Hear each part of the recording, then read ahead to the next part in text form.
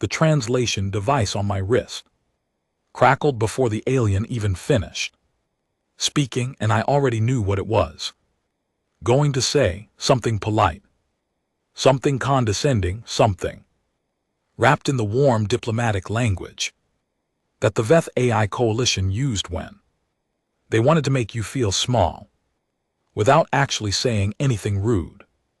Your world has been assessed, said Sealveth, the senior xenologist of the survey fleet, standing across the table from me in the conference room aboard the orbital station. He was tall, thin, with 4 narrow eyes set wide apart on a flat face the color of old bone. His species breathed a slightly different mix of gases, so the room had been partitioned with a transparent membrane that we could both speak through. His voice came through a speaker near my ear. The classification committee has reviewed all satellite data, atmospheric readings, and surface thermal imaging. Earth has been designated class mild, habitation difficulty index low, biological threat index minimal. It is a pleasant world. I nodded and kept my face very still. We look forward to including humanity in the formal discussions, Sealveth continued, folding his long fingers together on the table. Your species shows remarkable social organization and technological progress for a world of this classification. You are younger than most of our member species, of course, but not without potential, not without potential. That was the phrase. I had been warned about it before the meeting by Dr. Lena Marsh, my supervisor at the Earth Diplomatic Science Office, who had reviewed recordings of every prior first contact meeting the Veth I had held with other species. They always said it was their version of a pat on the head. Thank you, I said. We are very glad to meet you. My name is Mara Voss. I am 34 years old. I have a doctorate in deep-sea biology and a secondary qualification in xenolinguistics, which is why I was chosen for this assignment. I had spent 11 years of my career studying the creatures that live in the deepest parts of the ocean, creatures that survive in conditions that would destroy most life on Earth. And that education had given me a very particular kind of patience. When you study the deep ocean, you learn very quickly that the most dangerous things rarely announce themselves. The meeting that morning was the third formal session between humanity and the Veth I delegation. The first had been a broad introduction, mostly ceremonial.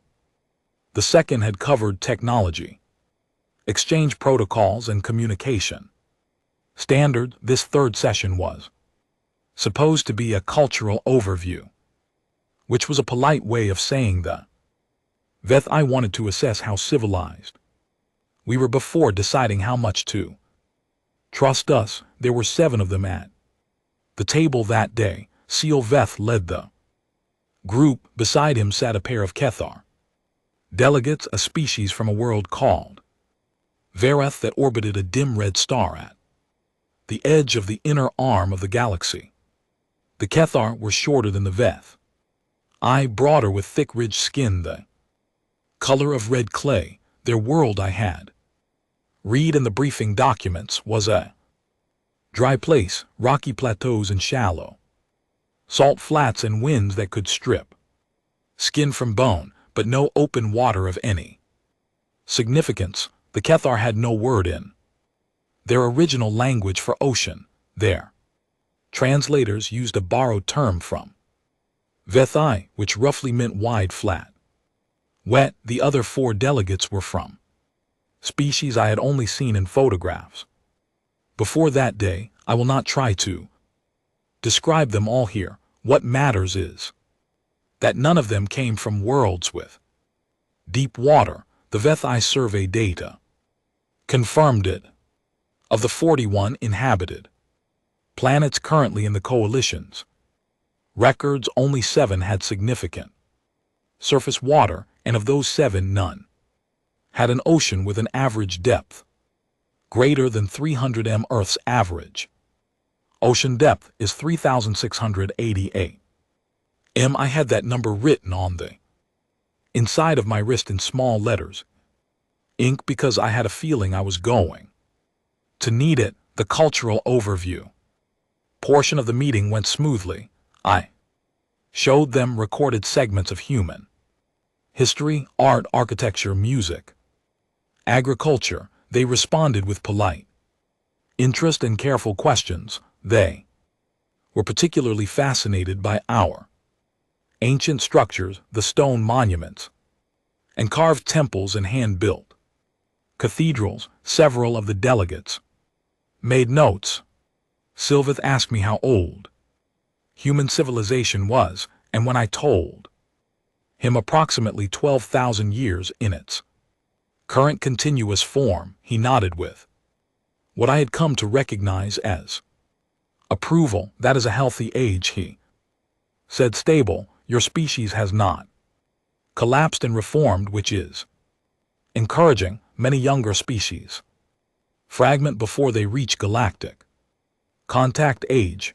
We came close a few times, I said honestly, but you did not fragment. No, I said, we did not. He seemed to find this satisfying. Near the end of the session, one of the junior Vetha's researchers, a young one named Revel, who had barely said anything all morning, leaned forward and asked if she could request a surface visit. She had been watching the visual segments with particular intensity, and I could see that she was genuinely curious, rather than just professionally obligated. I liked that about her. Of course, I said, I would be happy to arrange it. I would like to see your natural environment. She said, not the cities, something open. I thought about it for exactly 2 seconds. I know just the place, I said.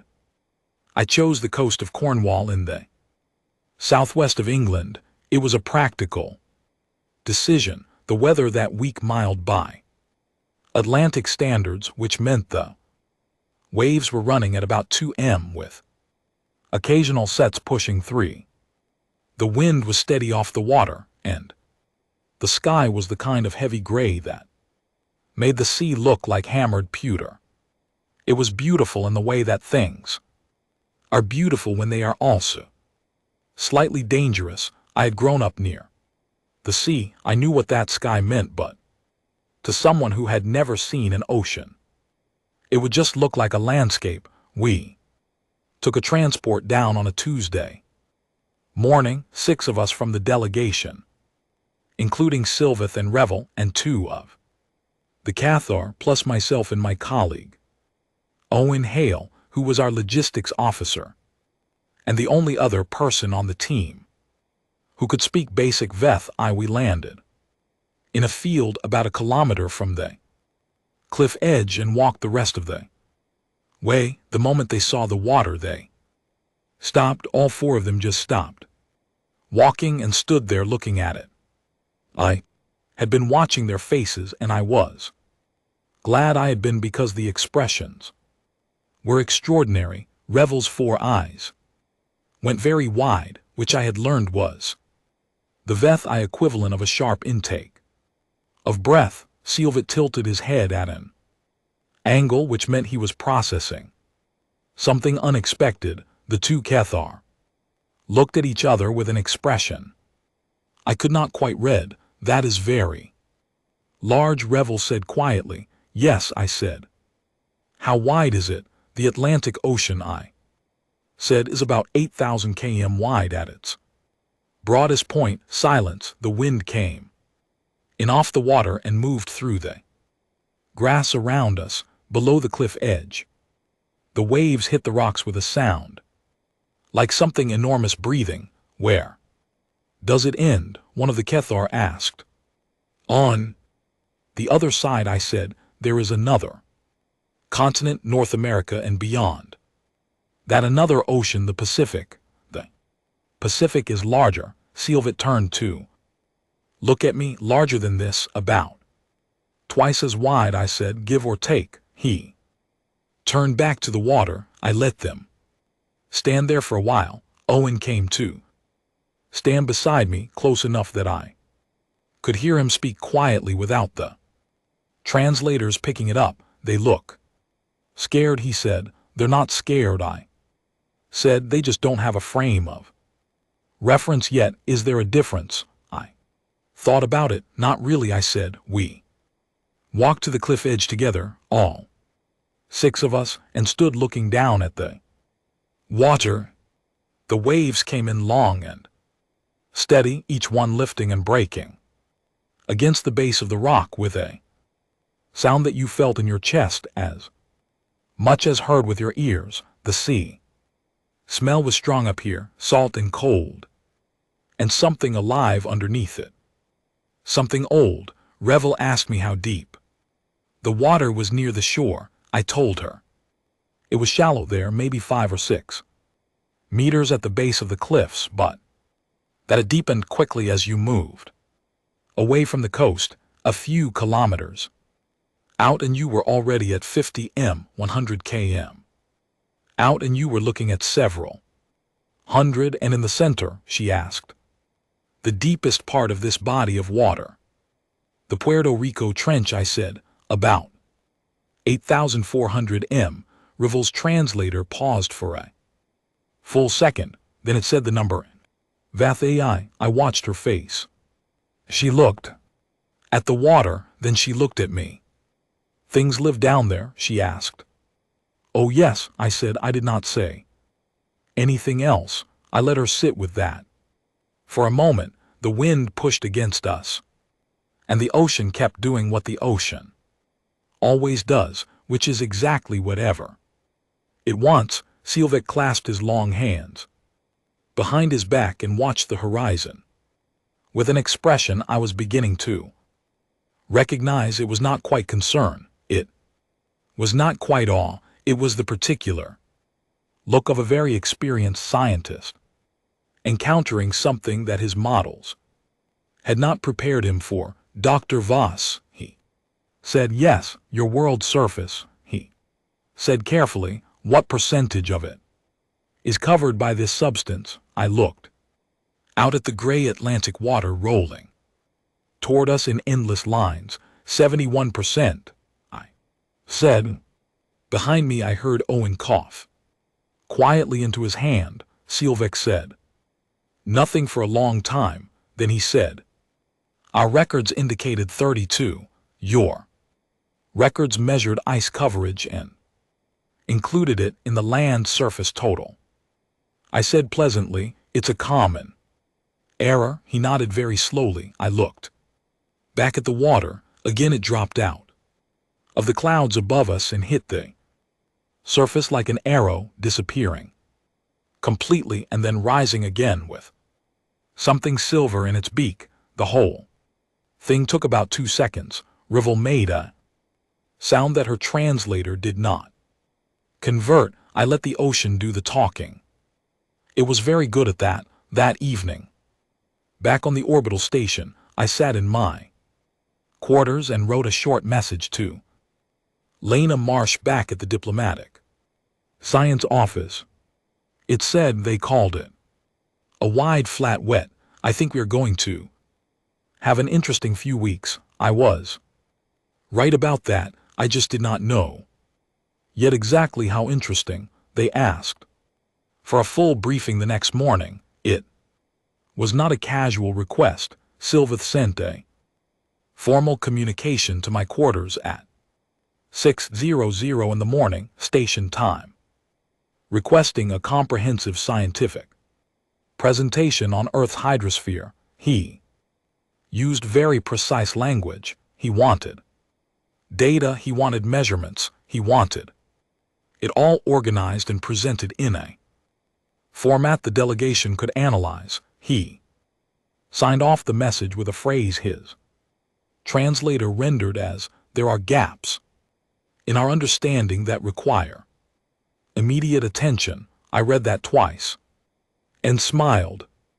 Owen was already in the briefing room when I arrived, setting up the display screens. He had put together a basic framework overnight, pulling data from the scientific packages we had brought up from Earth, and he handed me a cup of coffee when I walked in without saying anything. He was good at reading situations like that. How much do we show them? He asked. All of it, I said. He looked at me. We are trying to join the coalition, I said. The point is to be honest.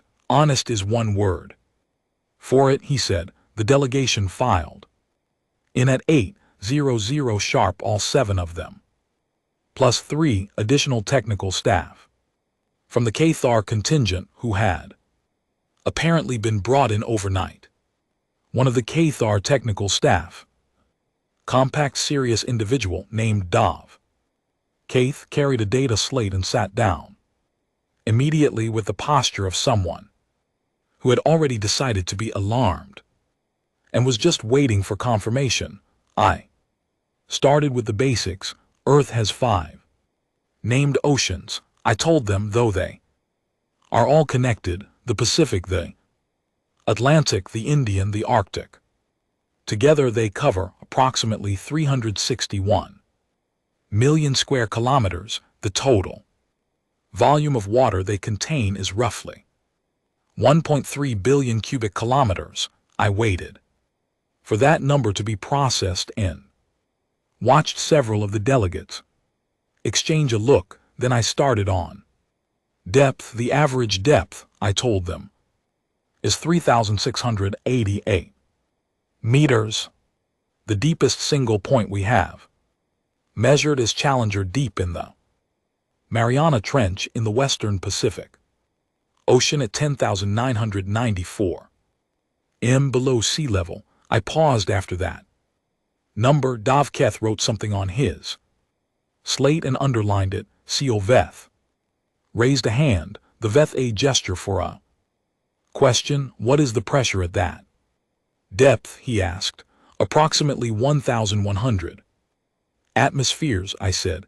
About 1,100 times the pressure at the surface. Revel, sitting near the back, said something quietly in her own language that the translator did not catch. One of the other Veth A responded in an equally low tone. I did not push for a translation.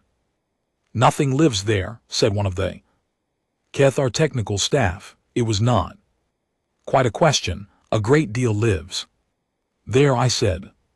I brought up the first set of images, footage from remotely operated vehicles we had sent down to the deep zones, filmed over the past 3 decades of ocean exploration.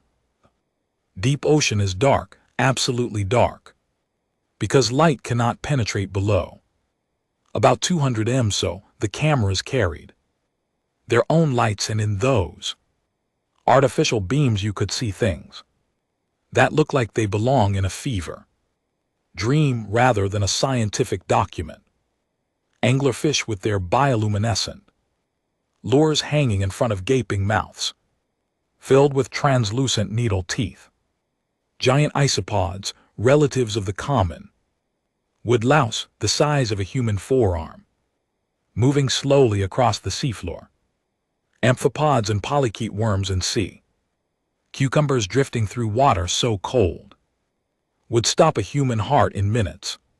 Tube worms longer than a person, clustered around hydrothermal vents, where water boiled up from cracks in the ocean floor at temperatures above 300 degrees C, in an environment so toxic with sulfur and heavy metals that it should, by all rights, be completely sterile. It was not sterile, it was full. The room was very quiet. I kept going. I told them about the mid-ocean ridges, the longest mountain range on Earth, running 45,000 km across the ocean floor, mostly unexplored. I told them about underwater Volcanoes, thousands of them, many active, many unmapped, I told them about. Methane seeps on the continental shelves where strange communities of organisms clustered around bubbling columns of gas rising from the sediment. I told them about whale falls, the bodies of dead whales that sink to the bottom and become entire ecosystems, supporting hundreds of species for decades. Dovketh raised his hand. How many species? He said, and then stopped and reorganized his question. How many species are known to exist in your ocean? Known and cataloged, I said. Approximately 250,000. Estimated total, including undiscovered species, somewhere between 700,000 and 1 million. The silence this time was different. It had a weight to it. You have not cataloged all species in your own ocean, Dovketh said. No, I said, we have explored less than 20% of the ocean floor. The deep ocean is, in practical terms, less well mapped than the surface of the moon. Another quiet exchange among the Cathar technical staff.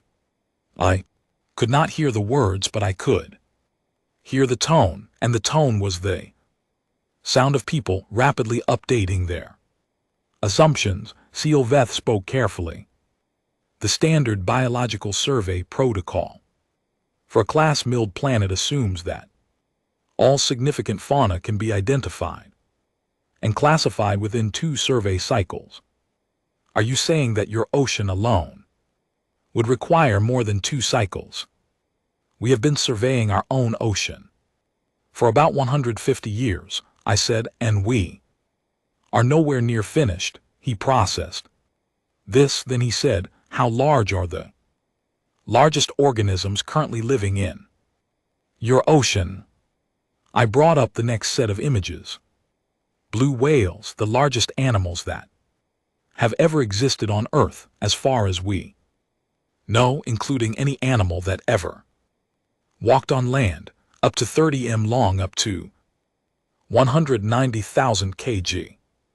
Their hearts are the size of a small car. Their calls are so low in frequency that they travel across entire ocean basins, and other whales hear them thousands of kilometers away. I showed them footage of a blue whale swimming, filmed from the side so the scale was clear with the camera drone visible in the corner for reference. The whale moved with slow, complete indifference to the camera, as if the camera was not worth noticing. Revel leaned forward. That is one animal, yes, it is larger than our survey shuttle, she said.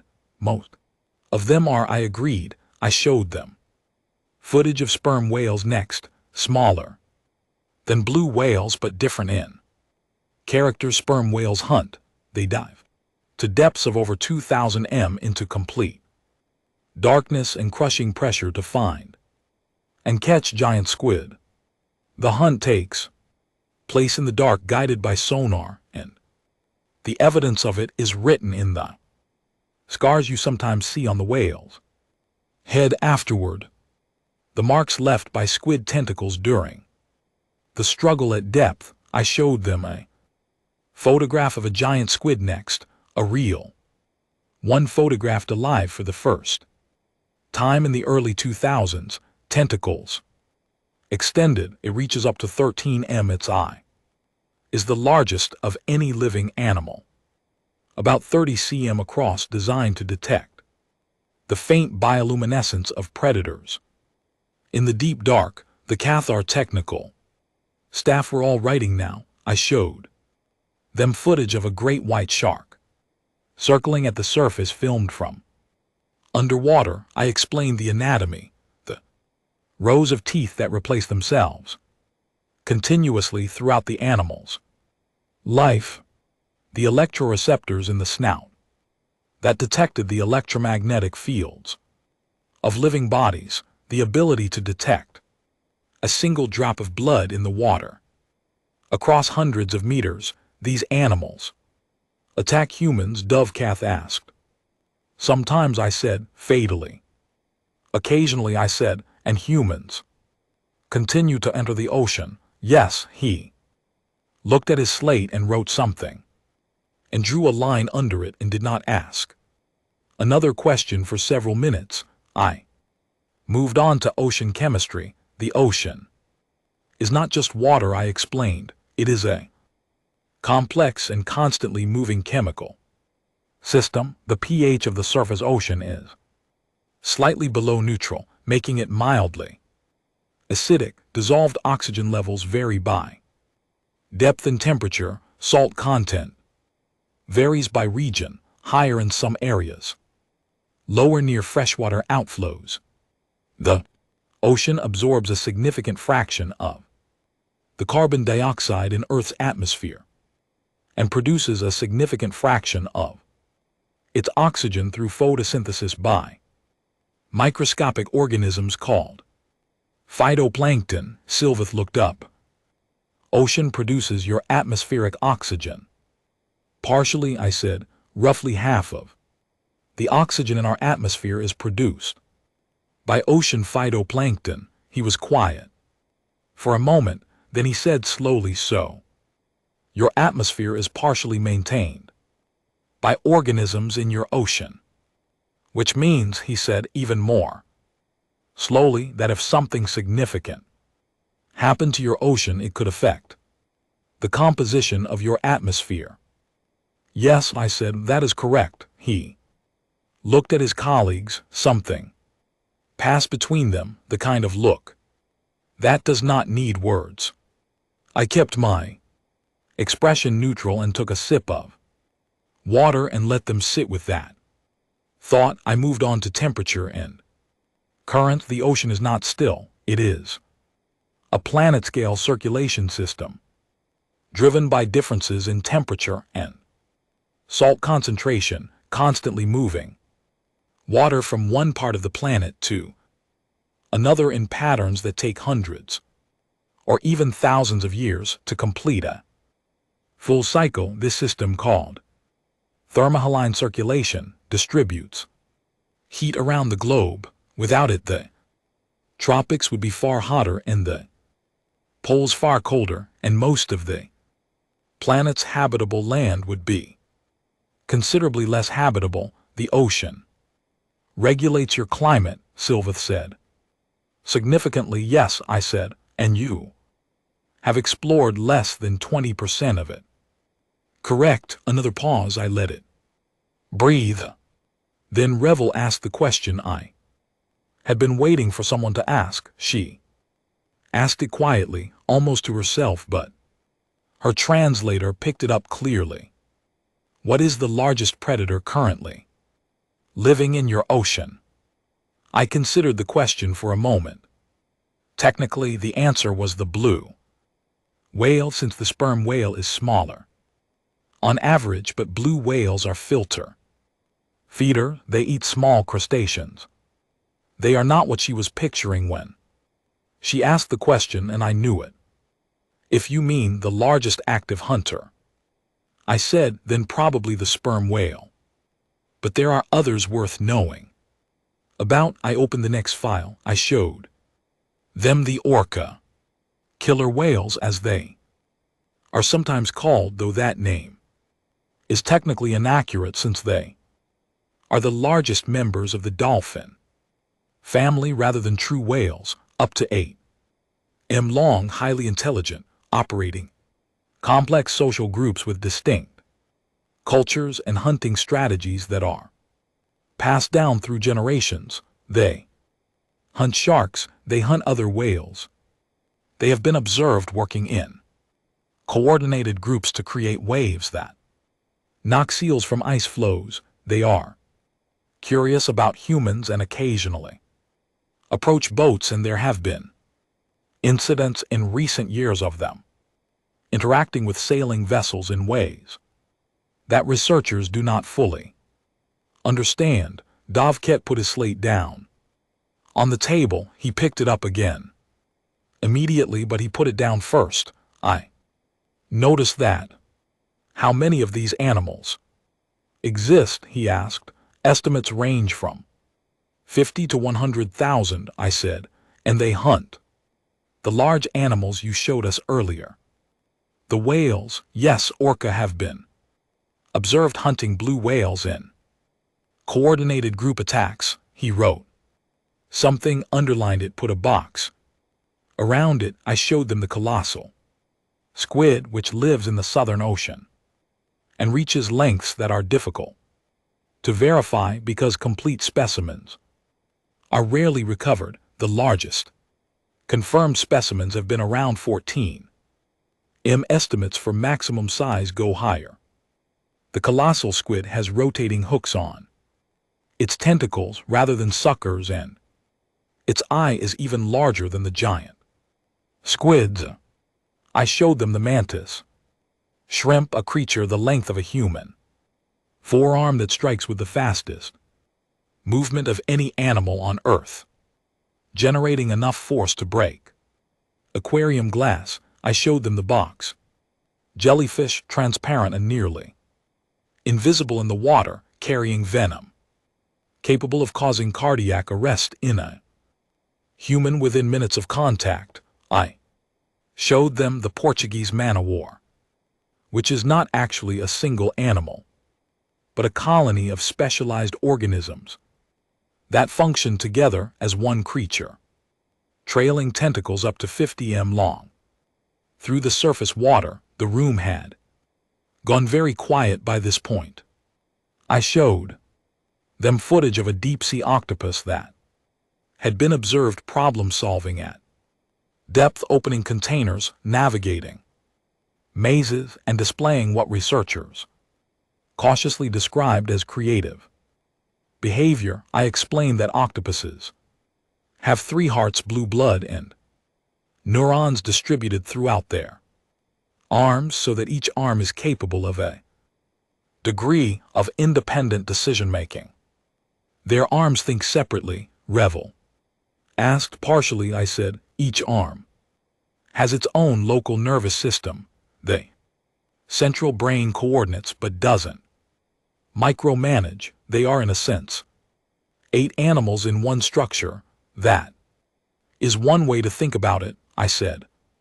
She wrote something down. I moved on to some of the less visible but equally significant ocean inhabitants. The electric eel, though technically a freshwater species, belongs to a family of fish capable of generating electrical discharges, a sense and a weapon that operates on principles entirely different from anything land-based. Predators use. The electric eel can generate up to 800 V in brief pulses, enough to stun prey or deter threats. But in the open ocean, a related capability appears in sharks, which have electroreceptor organs called ampullae of Lorenzini that can detect the electromagnetic fields generated by the muscle contractions of living animals. Great white shark can sense a beating heart through water, through sand, through materials that would block light or sound entirely. Dove Cath looked up from his slate. They detect heartbeats, the electrical field generated by a heartbeat. Yes, I said. At short range, this is very precise. At longer range, they can detect the broader bioelectric signature of an animal's musculature. That is a different sensory modality from anything in our biology, Silveth said, and for most of ours, yes, I agreed, we have 5 primary senses. If you use the simplified count, the ocean has produced predators with senses that operate on entirely different physical principles. Lateral line systems in fish that detect pressure waves and water movement with extraordinary sensitivity, the sonar systems of dolphins and whales, the electroreception of sharks, the infrared detection of some deep-sea species. The ocean is an environment that rewards the development of unusual senses because Light is limited and distances vast, and prey can be hiding in any direction, including directly below, below, Dovkith said, because the ocean is three-dimensional. Exactly, I said. Land predators operate primarily on a two-dimensional surface. Ocean predators operate in 3 dimensions.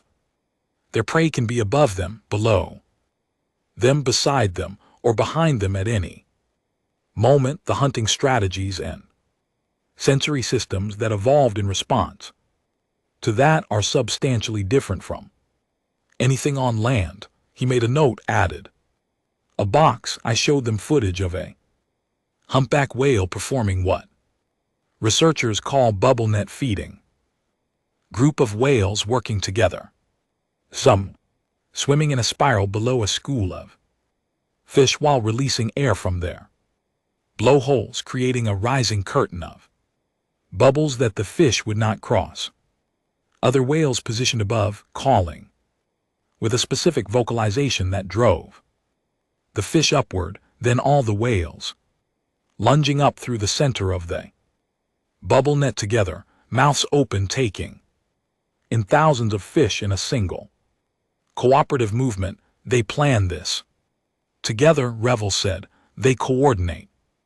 Yes, the behavior is learned and requires multiple individuals to execute. Young whales learn it by observing and participating with experienced ones. Social hunting with cultural transmission, she said, like the orca. Yes, separate species, separately evolved, arriving at similar social structures through similar environmental pressures. She wrote something. I showed them footage of the mantis shrimp, a creature the length of a human forearm that strikes with the fastest movement of any animal on Earth, generating enough force to break aquarium glass. I showed them footage of the box jellyfish, transparent and nearly invisible in the water, carrying venom capable of causing cardiac arrest in a human within minutes of contact.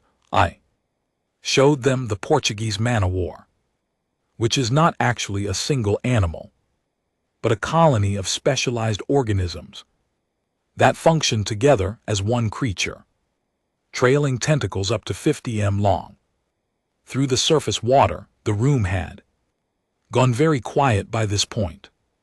I showed them footage of a deep-sea octopus opening a container, then footage of a different octopus in a coastal tide pool that had been observed leaving the water at night to move across rocks in the open air to reach another tide pool where prey was more abundant. It could breathe outside the water for short periods by keeping its gills moist. It navigated overland by memory, returning by the same route consistently over multiple nights. It leaves the ocean voluntarily, Seelith said, to hunt. I said, then returns. It does not live on land, no, but it uses land as a tool.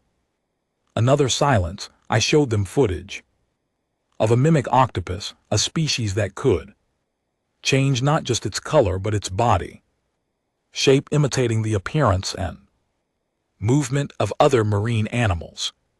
It could impersonate a flatfish, a lionfish, a sea snake, depending on which predator was present and which disguise was most effective for the specific threat it faced. It chooses which animal to impersonate based on context, Rivel said, based on the species of the predator it is facing. I said, if a damselfish is threatening it, it preferentially imitates the banded sea snake which preys specifically on damselfish. It appears to recognize the threat and select the appropriate defense. The room was very quiet. Dove Cath had put his pen down again. He put it down and looked at it on the table, and then looked at the screen, and then looked at me. Dr. Voss, he said, how long have you been studying these Animals.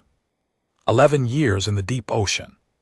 Specifically, I said, general marine biology for about 5 years before that.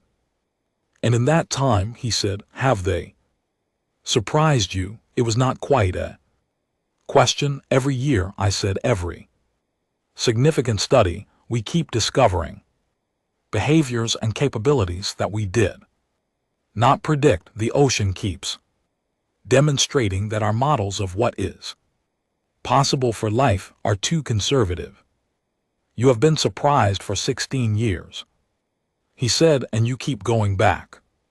Yes, he picked up his pen and put it down again without writing anything. I moved on to ocean weather systems.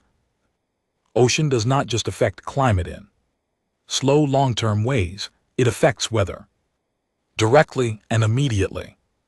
Ocean heat drives the formation of tropical cyclones, which are storms of extraordinary power that form over warm water and move across the surface with sustained winds that can exceed 250 km/h.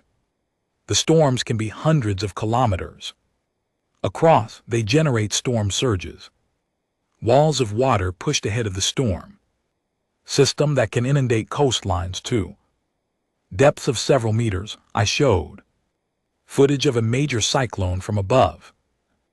Vast white spiral hundreds of kilometers wide, rotating with slow and implacable power. This forms naturally, Dove Cath asked. Yes, I said. Warm ocean water evaporates and rises. The rotation of the planet sets the column spinning, and if conditions are right, the system amplifies itself. The ocean provides the energy. The storm grows until it moves over land or cooler water and loses that energy source. How often does this occur? Globally, approximately 100 named tropical storms per year across all ocean basins, I said.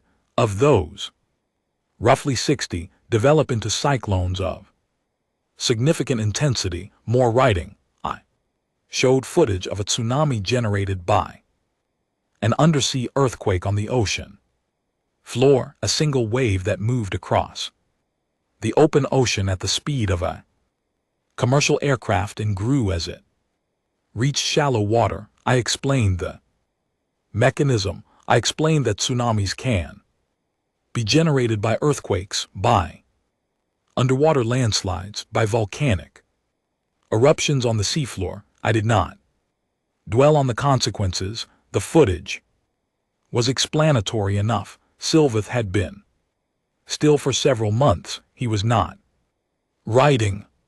He was watching me with expression I had not seen from him before, something more focused and personal than the careful professional interest he usually displayed. Dr. Voss, he said. Yes, you are a scientist who studies the ocean. Deep sea biology, I said. Yes, you study the deep zone, specifically the areas at great depth. Yes, then you have spent your career studying an environment that is dark, under extreme pressure, chemically hostile, and populated by predatory organisms of extreme size and variety. Yes, I said. That is a fair summary. He looked at me for a moment. And you chose this voluntarily, he said. I find it fascinating, I said. He turned back to look at the last image still displayed on the screen, a photograph from a deep-sea camera at 6,000 m depth, showing the flat dark sediment of the abyss stretching out in every direction. A completely alien landscape that was, nevertheless, part of my home planet, part of where I was from. I see, he said quietly. I gave them a break after that. Tea for the humans in the room, atmospheric supplement for the Vethai, and whatever the Kethai used, which came in small sealed packets and smelled like cedar. The delegates moved around the room in small clusters, talking quietly.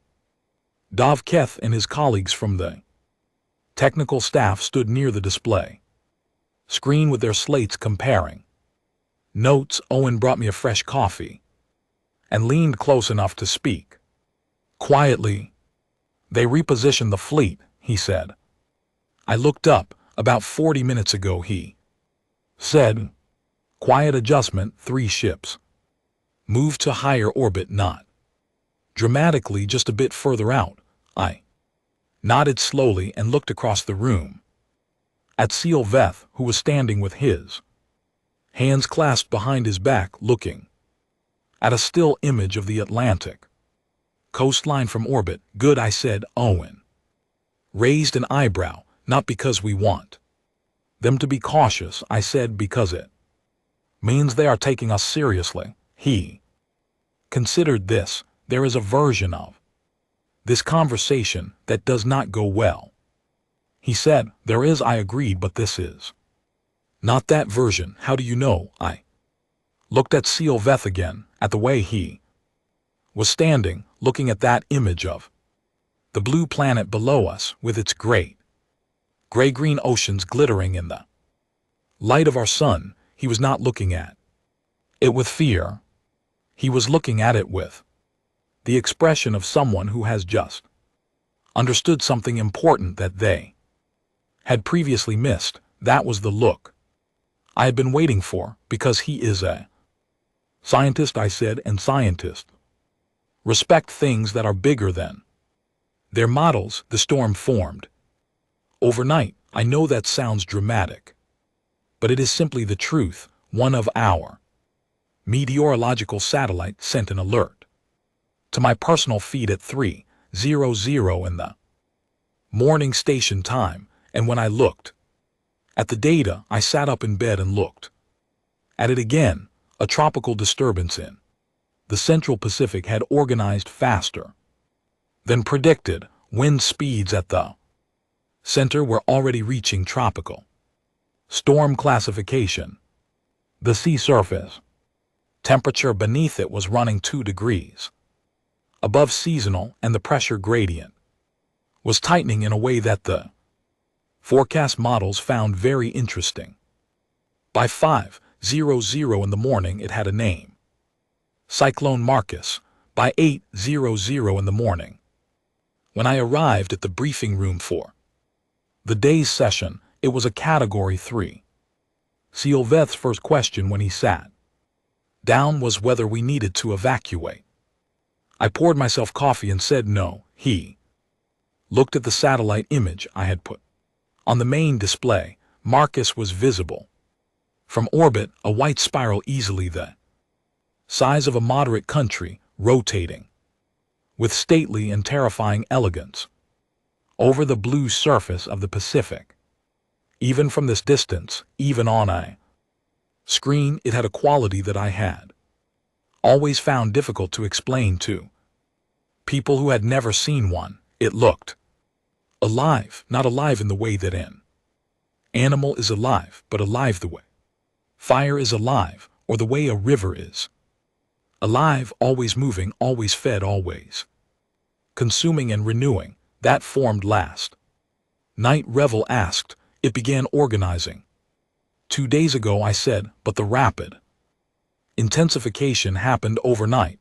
The ocean water under it is warm. It provides energy to the storm, and the storm grows. What is its current wind speed? Dovketh asked. He had his slate open and his pen ready. He had come to every session with his slate and his pen. I was beginning to appreciate him. Central sustained winds of approximately 190 km/h, I said.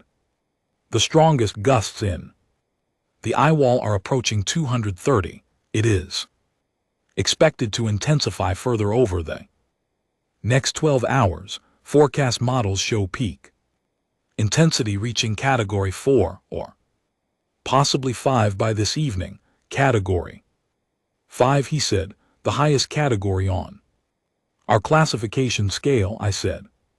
Sustained winds above 250 km/h, he wrote. It down underlined it drew a box. Around it, he seemed to have a hierarchy of concern reflected in his notation. System and boxes meant the highest level and the population in its projected path. Sylvath asked. The current forecast track takes it through largely open ocean, I said. There are island groups in the region. Standard evacuation protocols are underway for the most vulnerable areas. This is routine. The word routine landed in the room with a quiet impact that I could feel without anyone saying anything. Routine, Sylvath repeated. We have about 6 of these per year in the Pacific Basin alone, I said. Atlantic, Indian Ocean, and Western Pacific together add perhaps 60 to 70 more of varying intensity. Dovketh put his pen down, picked it up, put it down again. I watched him decide to just leave it on the table. You have done this before, he said. This level of storm, you have managed it before, for thousands of years, I said. Historically, without the satellite data, which made it considerably more difficult. But yes, these storms are part of life on Earth. They always have been. We have built systems and infrastructure around the fact that they exist. We study them, we track them, we name them, you name them. Revel said. It makes communication easier, I said, when you are coordinating emergency services across multiple countries. It helps to have a name. This year's list started with names beginning with A. Marcus is the 13th storm of the season. Revel's 4 eyes blinked slowly. There have been 12 others this season. Yes, a fairly active season so far, not the most active on record. Another silence. I had learned to let the silences develop. They were doing important work. I pulled up a time lapse of a prior storm's development and moved it through the life cycle. The organization stage, the cloud bands beginning to spiral, the eye forming, the rapid deepening as warm ocean poured energy into the rotating column of air, the peak intensity where the eye was clean and clear, and the surrounding eye wall was a ring of the most powerful sustained wind on the planet's surface. And then the weakening as the storm moved over cooler water or made landfall and lost its ocean energy source. The Kethar technical staff had moved from their table to stand closer to the screen. Dovketh was watching the time lapse with an intensity that was almost personal. The ocean creates these, he said. It was not a question anymore. The ocean provides the energy, I said. Warm water evaporates into the atmosphere. The moisture rises. The planet's rotation gives the system its spin, and once the cycle begins, the storm feeds itself as long as it has warm water beneath it, and your species has no ability to stop it. No, I said, we can predict it, track it, model its behavior, prepare for it. We cannot stop it. Nobody can stop it. He looked at the time lapse for another moment. On Varath, he said, and then paused. Varath was the Kethar home world, the dry red stone planet I had read about in the briefing documents. On Varath we have sandstorms, large ones. They travel across the plateau regions, and they reduce visibility to near zero, and they can last for days. We consider them significant weather events. He looked at the image of Marcus on the display. The storm the size of a country spinning over the Pacific with 200 km/h winds.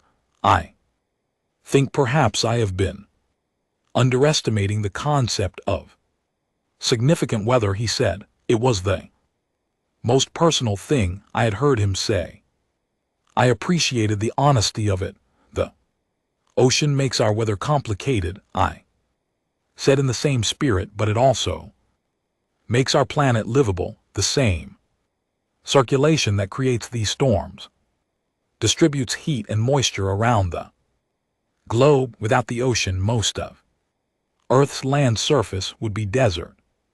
The very thing that generates Marcus also grows our food and fills our rivers. Sealith turned to look at me. System that is simultaneously essential and catastrophic, he said. Most of the important systems on Earth are both things at once, I said. He considered this for a long moment. Then he said, I would like to observe the storm from orbit. If that is possible, I can arrange access to the surface observation deck, I said. The view should be quite good in a few hours. It will be at peak intensity by early evening. He nodded. I sent the request to the station coordinator and then sat for a moment looking at Marcus on the screen. 1,200 km of organized fury, feeding on the heat of the Pacific and growing stronger by the hour. I had grown up hearing about storms like this on the news, watching the tracking maps. As a child, understanding from an early age that the ocean was not a passive thing, it was active. It had moods. It built things and then sent them spinning across the surface of the world. Owen came in with a fresh pot of coffee and a look that said he had been monitoring the communication channels. The Cathar technical team sent a message to their ship, he said quietly, handing me a cup. Fleet security flagged it because they are monitoring all outgoing traffic. During the visit, what did it say? Threat assessment, urgent revision. Classification under review, he said. They asked their ship's database what the current coalition protocol was for class hostile planet designation. I nodded slowly. What is the protocol? I asked. Apparently they form a committee, he said. It takes about 3 months. Good, I said. By then they will have seen the rest of it. He looked at me. There is a rest of it, Owen, I said patiently. We have not talked about the tectonic plates yet. We have not talked about the deep current reversals. We have not talked about the ice. He was quiet for a moment. Right, he said. More coffee then? Much more coffee, I said. I pulled up tide charts next because I had been planning to cover them, and the storm provided a natural connection. Tidal systems, I explained, are driven by the gravitational pull of the moon, and to a lesser degree the sun. The ocean responds to that pull by rising and falling in a cycle that repeats roughly every 12 and 2 hours in most coastal locations. The difference between high tide and low tide varies by location. In the open ocean it is modest, less than a meter. In certain coastal configurations, the geometry of bays and inlets amplifies the tidal movement. In the Bay of Fundy on the northeastern coast of North America, the tidal range reaches 16 m of ocean rising and falling twice a day. Every day, moved by the pull of the moon. Dov Keth looked up from his slate. The moon moves your ocean every day, I said. It has been doing it for billions of years. The moon also stabilizes Earth's axial tilt, which contributes to our relatively consistent climate patterns. Your moon is unusually large, Sealvith said. Our survey data noted it. Most rocky planets of Earth size have smaller moons or no moon at all. We think it formed when a large object struck Earth early in the planet's history, I said. The impact threw material into orbit, and that material accumulated into the moon over millions of years. The moon is the product of a Collision, Revel said, are best. Current hypothesis, yes, she considered. This, and without the collision there would be no moon. Without the moon, the tides would be much smaller, correct. And the tides have shaped the coastlines and the biology of your coastal zones for billions of years. Yes, so the collision shaped the ocean, she said, and the ocean shaped everything that came after. I had not framed it that way before, but she was not wrong. That is a fair way to put it, I said. I moved on to ocean currents, the deep ones rather than the surface circulation I had already discussed, the thermohaline circulation, sometimes called the ocean conveyor belt, is a global system of deep currents driven by differences in temperature and salinity. Cold, salty water is dense, it sinks. Warm, less salty water is buoyant, it floats. The difference between these drives a slow circulation that moves water from the surface to the deep and back again in a cycle that takes between 500 and 2,000 years to complete a full loop. This circulation moves heat from the tropics toward the poles. Without it, the tropical oceans would accumulate heat, and the polar regions would be far colder. The climate of the entire planet is modulated in part by the slow, invisible movement of deep water.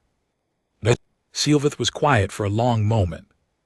After I explained this, then he said, "This system, the conveyor belt, if it were disrupted, it has been disrupted in Earth's past." I said, "There are periods in the geological record where the circulation appears to have slowed or shifted significantly. These events coincide with major climate changes.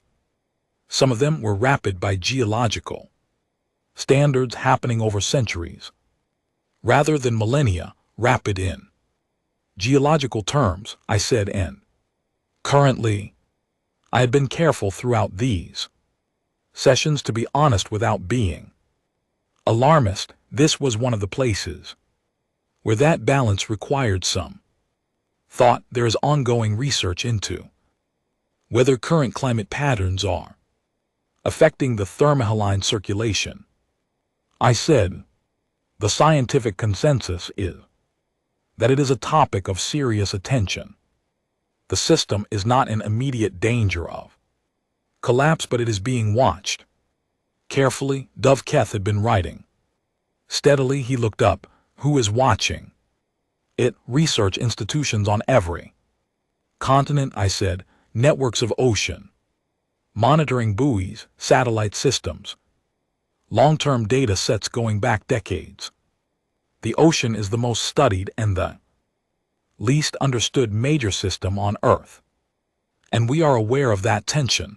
We watch it because we know we cannot afford not to." He wrote something and put a box around it. I was learning to read his notation system. A box meant something that he considered essential to his revised threat assessment. A box with a double underline meant something he was going to flag to the coalition's scientific board for independent review. I noticed he drew a double underline. Under this one, we took a mid-morning break. Owen refilled the coffee. The Kether technical team clustered near the window, their slates out, talking in low voices. Ravel came to stand beside me, near the display screen, looking at the still image of the global thermohaline circulation pattern that I had left up. "I have a question," she said. "Not a professional one, please," I said. "Have you dived," she asked, "into the deep ocean?" "Personally, as deep as crude submersibles go," I said. "I went to 4,000 m once in a research submersible off the coast of the Azores. We were studying hydrothermal vent communities on the mid-Atlantic ridge." "What was it like?" she asked. I thought About how to describe it honestly, like being inside the planet, I said. Light is gone within the first few 100 meters, below that it is completely dark except for whatever lights the submersible carries. The pressure is constant in a way you feel, rather than sense. The water outside the viewport is black, and then suddenly there is something in it catching the light, and it is something you have never seen before, something that lives its whole life in complete darkness 2 km from the surface of the planet, and it is strange and beautiful and perfectly adapted to a world that we can barely visit. She was quiet for a moment. Were you afraid? She asked. Going down the first time, I said, yes, there is a point maybe 1,000 meters down where you look out the viewport and you understand, really understand, that if something went wrong, you could not be rescued. You are past the point where anything from the surface could reach you in time, and you keep going because that is the job, and because you want to see what is down there. She looked at the image of the current circulation system. You chose this, she said, not critically, just noting it. I said, why did you choose it as a child? Before you became a scientist, I thought about my father walking me into the North Sea at age 5. I thought about the wave. I thought about going back in because I was afraid of it, I said, and I did not want to spend my life afraid of something that beautiful. Revel looked at me for a moment, then she turned back to the screen. I think, she said quietly, that this may be the most important thing you have told us. That evening, we stood on the observation deck and watched Marcus from orbit. The storm was at Category 4 by then, tracking northwest across open water. And from space it was one of the most extraordinary things you could see from this altitude, a perfect spiral, the eye clear and dark at the center, the cloud bands wrapped around it in elegant curves that went wide where the convection was strongest and thin toward the outer edges. The Pacific below it caught the last of the day's sunlight and threw it back in scattered fragments of silver and blue. The entire delegation was there, all 7 of them, plus the technical staff, standing along the curved observation window and looking down. Nobody spoke for a long time. Finally, Revel said in a very quiet voice, "It is beautiful." "Yes," I said, "and it will destroy things when it reaches land." "If it reaches land." "Possibly. Storms don't always reach land, but they can cause significant damage when they do, and after it makes landfall or crosses into cooler water, it weakens and dissipates," I said. "The energy returns to the atmosphere and ocean in a less concentrated form, and eventually, a few weeks or months later, the conditions are right again somewhere else in a warm ocean basin, and another storm begins to organize." Sevelath stood very straight, his hands behind his back, watching. Marcus turned slowly below us. "Dr. Voss," he said, "yes, is this the most dangerous phenomenon your ocean produces?" I thought about how to answer that honestly. "It is the most visually dramatic," I said, "but no, there are others that are more powerful in terms of total energy, and there are things about the ocean that are dangerous in ways that take longer to understand, that are not visible from orbit at all." He turned to look at me. "There is more," he said. It was not a question, but it was not quite a statement either. It was the voice of someone who was in the process of updating a very fundamental model of the universe.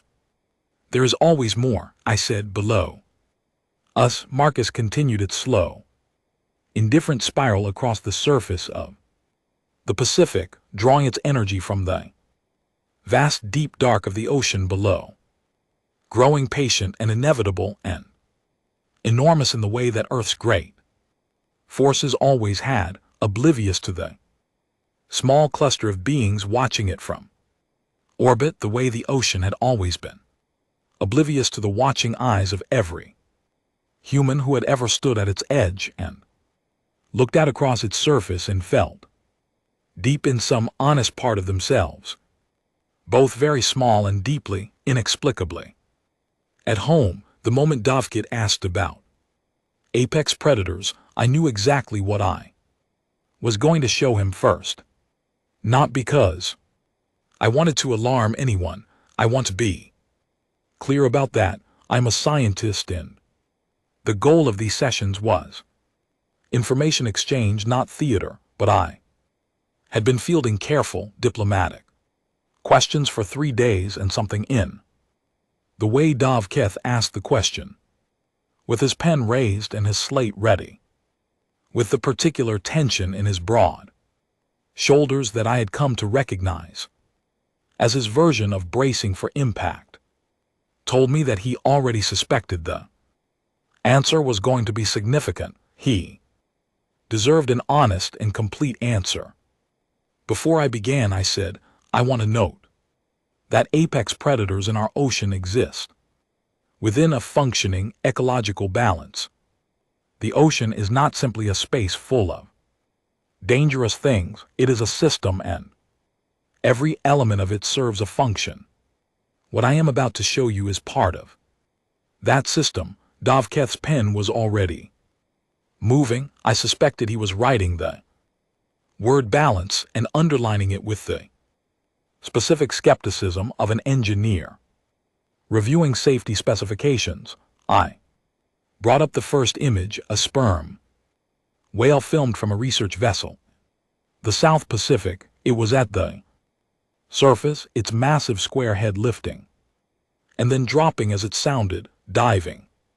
For depth, the whale was approximately 17 m long, its head made up roughly a third of its total body length. Sperm whales, I said, are the largest toothed predator on Earth. They dive to depths exceeding 2,000 m in complete darkness to hunt giant squid. A single hunt can last over an hour at depth. The whale navigates by echolocation, sending sound pulses into the water and reading the returning echoes to build a three-dimensional map of its environment. 2,000 m depth, Dov-Keth said regularly. I said, some recorded dives have exceeded 3,000 m. He wrote something and then stopped and looked at what he had written and wrote something else beside it. The pressure at 2,000 m, he said, approximately 200 atmospheres. I said, the whale's body is adapted for it. The rib cage is flexible. The lungs are designed to collapse completely under pressure and reinflate on ascent. The blood and muscle tissue store oxygen in ways that human tissue does not. It collapses its own lungs, Revel said from across the room. Yes, on purpose, as a functional adaptation. She wrote something on her own device. I pulled up footage of a sperm whale hunt reconstructed from acoustic data and the few direct recordings that existed. The whale diving into the dark, the clicking calls becoming rapid and focused as it closed in on a target, and then the footage from a deep camera that had captured the aftermath, a whale surfacing with fresh wounds across its head, the round marks left by squid suckers, evidence of a struggle that had taken place 2 km below the surface in absolute darkness. Squid fights back, Dov-Keth said. Colossal squid is a capable animal, I said. The encounter at that depth is not one-sided, but the whale wins often. enough to make it a primary food source. I showed them footage of orca next. I had prepared a longer section on orca than on any other animal, partly because their behavior is so well documented, and partly because they represent something that I think is genuinely important for any species to understand about Earth's ocean. They are not just predators, they are intelligent predators with culture, with language, with strategy, and with the capacity to adapt those strategies to new situations in real time. These are dolphins, Sylveth said, looking at the image. The largest members of the dolphin family, I said, up to 8 up to 5,000 kg. Dolphins on our survey records are small social creatures that feed on fish. These also feed on fish, I said, and on seals and on rays and sharks and sea turtles and on other whales. Pause. They hunt other whales, he said. In coordinated groups, I said. They work together. Different populations have developed different hunting strategies that they pass on to younger individuals. Through social learning, one population in the Antarctic has been observed repeatedly creating waves to wash seals from ice floes. Another population in the North Pacific has learned to steal fish from fishing lines. A third has been documented herding fish into tight balls at the surface by working in relay groups, taking turns driving and feeding. Learned behaviors, Ravel said, pass to offspring. Yes. Researchers describe the different populations as having distinct cultures. Their vocalizations also differ between populations in ways that function like regional dialects. Dovketh had stopped writing. He was looking at the screen with an expression that was, in its own way, more unnerving than alarm. It was the expression of a very careful thinker, putting pieces together and not quite believing where they were going. They communicate with each other during hunts, he said. Yes, with a vocabulary that varies by region. In effect, yes. And they have been doing this for how long? Orca as a species have existed for approximately 11 million years, I said. The specific cultural behaviors are much more recent, but the social structures that enable cultural transmission are ancient. He looked at the image of an orca on the screen. It was a large male, his dorsal fin nearly 2 tall, moving through gray water with an economy of motion that spoke of total physical confidence. You said they have interacted with human vessels recently, he said, in ways that are not fully understood. Yes, I said. There have been documented incidents over the past several years in which orca have approached sailing vessels and interacted with the rudders and steering systems in ways that have caused the vessels to lose steering. The behavior appears to be concentrated in a specific group of animals in the waters off the Iberian Peninsula. Researchers are still studying the cause and nature of the behavior. They are interacting with your technology, Dovketh said. Yes. Deliberately, it appears so. He was quiet for a moment, then he said, carefully, are they studying the vessels? I had thought about this question before. I had thought about it. In the way you think about things, you are not entirely sure you want the answer to. We do not know, I said. Honestly, the behavior is recent, consistent enough to be intentional, and focused on a specific structural component of the vessels. What they are doing and why they are doing it is not yet understood. Dovketh looked at his slate. He had a lot of notes on it. I watched him scroll up through them and then back down. Dr. Voss, he said, yes. In your professional assessment, what is the intelligence level of these animals? I thought about how to answer this, honestly, without being either dismissive or sensational. Orca pass. Self-recognition tests, I said. They demonstrate problem-solving, social learning, emotional bonding, long-term memory, and what appears to be grief behavior when they lose group members. Their communication is complex, structured, and regionally varied by the measures we use to assess intelligence. They are among the most cognitively capable animals on Earth. Among the most, he said, after humans. I said, along with a few others, such as I brought up the next image. The great sperm whale brain is enormous, the largest brain of any animal on Earth by mass, but the comparison I wanted to make was a different one. I showed them an octopus, common octopus, filmed in a research tank.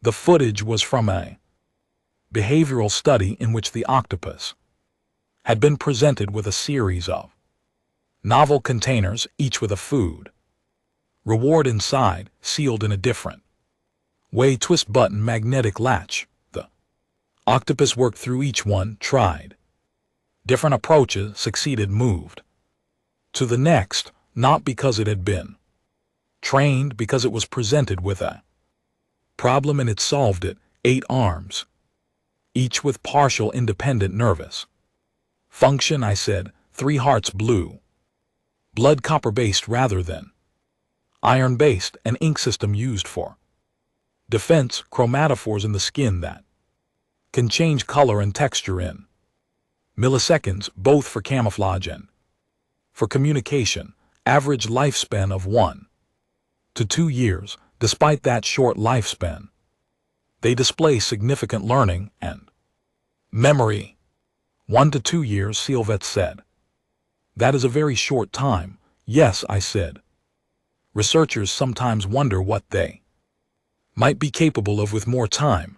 I did not elaborate on that. I did not need to. I showed them footage of a mantis shrimp next, explaining the strike speed and the force, the fact that they can see a 16:16 color channels compared to the 3 that humans have, that their eyes move independently and can perceive ultraviolet and infrared light simultaneously. I showed them footage of the pistol shrimp, a tiny creature that snaps its claw so fast it creates a cavitation bubble that briefly reaches temperatures comparable to the surface of the sun, a flash of star temperature heat produced by a shrimp, the length of a human finger.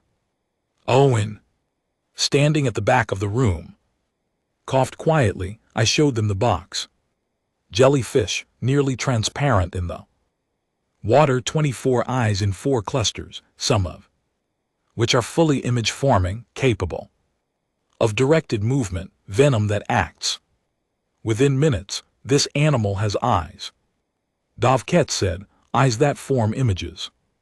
Yes, it does not have a brain. It has a nerve network. I said, no centralized brain. The eyes feed into the nerve network directly. It sees, he said, without a brain, in a functional sense.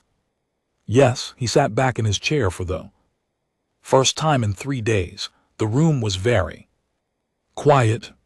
On the screen, a box jellyfish drifted in pale blue water, its translucent bell pulsing with slow rhythm, its trailing tentacles invisible.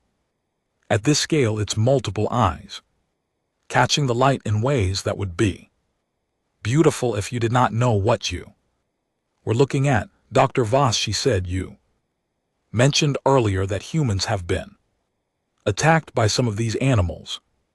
Some of them, yes, I said. Which ones? Specifically, I listed them in order of documented frequency: great white sharks, bull sharks, tiger sharks, orca, rarely and non-fatally in modern times, box jellyfish, man-o-war, blue-ringed Octopus tiny and beautiful, and producing a venom for which there is no antidote. Stonefish, a slow animal with spines that can inject toxin directly through the soles of feet. Cone snails, which look like shells in fire, a harpoon-like tooth with remarkable accuracy when disturbed, and humans enter the ocean despite these animals. Revel said, every day. I said, millions of people per day swim in the ocean. Globally, after being attacked, after being informed of the risks, after seeing the footage and reading the reports. Yes, we go back in. She looked at me for a long moment with her 4 eyes, 2 above and 2 below, in the arrangement that our species used for wide-angle vision. Why? She asked. It was a genuine question, not rhetorical, not accusatory. Revel asked things because she wanted to understand, and I had come to trust that about her. I thought about my honest answer, not the diplomatic one, not the scientific one. The ocean was our first environment, I said. Life on Earth began in the ocean. It evolved, therefore, billions of years before anything moved onto land. Every living thing on Earth, including humans, is shaped by the ocean. At a fundamental level, we carry salt in our blood at approximately the same concentration as the ancient ocean our ancestors came from. We are attracted to it even when we are afraid of it, maybe especially when we are afraid of it. I paused. We go back because it is ours, I said, not in the sense that we own it. We don't. The ocean doesn't belong to anyone, but in the sense that we came from it, and somewhere in the part of us that remembers things older than language. We know that. Revel looked at me for a long moment. Then she wrote something on her device. Slowly and carefully, Davket had picked up his pen again. He was looking at his slate with all its notes and all its underlines and all its boxes. He looked up at the screen where the box jellyfish still drifted in pale water. I need to revise my report again, he said. How many times is that now? Owen asked from the back of the room. Davket thought about it. 4, he said. What classification are you considering now? Owen asked. Davket looked at his slate. I do not know yet, he said. I have been reviewing the coalition's classification categories. I'm not certain that the relevant category exists. He said it without irony. He meant it as straightforward information. I looked at the screen and at the ocean creature drifting in its pale blue world, and I thought about all the things we had not discussed yet, the deep-sea thermal vents and the ancient anoxic zones and the ocean trenches that had never been fully explored. And I thought that Davket was probably right in that whatever category they eventually decided on, it would have to be a new one. That seemed right to me. The ocean had always resisted easy categories. I had one more thing to show them, and I had been saving it for last, not as theater, but because it required everything that had come before it to make sense. I brought up footage from a submersible dive conducted in the Mariana Trench at approximately 9,000 m depth. The camera moved along the seafloor in the artificial beam of its lights crossing gray sediment, and in that beam appeared snailfish, small and pale and translucent, moving in loose groups through the absolute dark. They are the deepest living vertebrates known to science. Their skulls are not solid bone but flexible cartilage, because at that pressure rigid bone would fracture. They have no swim bladder. They have adapted so completely to the most hostile permanent environment on the surface of the planet that they live.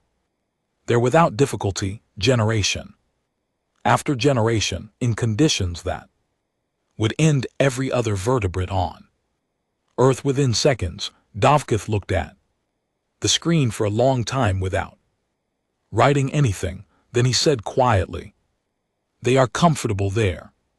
As far as we can tell," I said. "To them it is simply where they live." He nodded very slowly.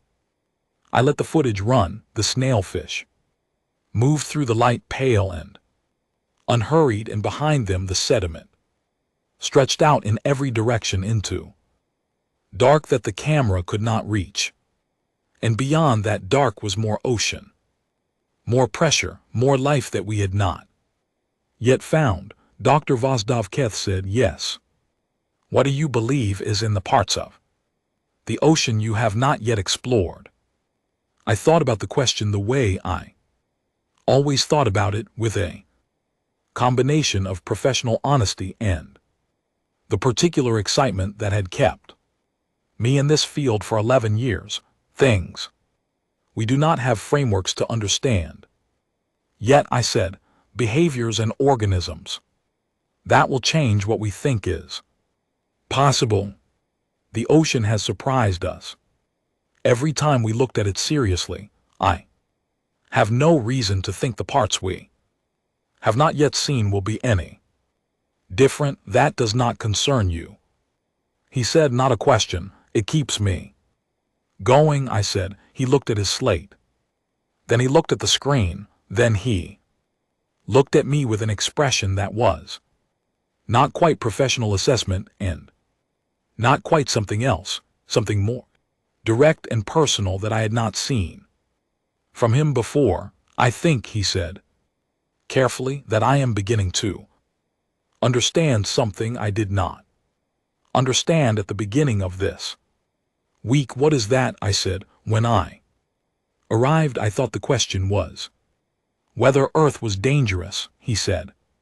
"I spent a great deal of effort calculating threat indices and revising classification categories and trying to fit your planet into a framework that would tell me what category it belonged in." He paused. "But I think the more important question is a different one." "Which is," I said, "not what Earth is." He said, "but what living on Earth has made you." The room was quiet. Owen in the back did not move. I looked at Dov Keth across the table. He was a careful and systematic thinker, a scientist who had spent his career on assessment and classification, and the thing he had just said was not the kind of thing that kind of person says without having thought about it for a long time. "And what do you think it has made us?" I asked. He looked at the snailfish still moving on the screen, pale and calm in the deep dark, unafraid of things that should be frightening, he said. "Curious about things that should be left alone, willing to go deeper than is comfortable, because the question of what is down there is more interesting than the certainty of staying where it is safe." He paused. "Also possibly poor judges of personal risk, but that is a secondary observation." Owen made a sound that was very close to a laugh and then converted it with great effort into a neutral cough. I looked at Dovketh. "That is," I said, "one of the more accurate assessments of humanity I have heard. I will include it in the report," he said. "Under what heading?" He considered. "Species character profile," he said. "Section 4. Behavioral tendencies under environmental pressure." He picked up his pen and wrote something, and I could see from the angle that he did not underline it or put a box around it. He just wrote it. Some things do not need emphasis, they simply need to be recorded. I looked at the screen one more time. The snailfish moved through the dark at 9,000 m, absolutely indifferent to the cameras and the Lights in the surface world far above. Them going about their lives in the deepest place on earth as if it were the only place in the universe, maybe too. Them it was. I thought that Dovketh was probably right, and that whatever category they eventually decided on, it would have to be a new one. Coalition's closed session lasted 2 days. I was not invited, which was expected. This was their process, the formal deliberation that preceded any significant decision about a new species. Owen and I had access to the common areas of the orbital station and to our own quarters, but the conference wing was sealed.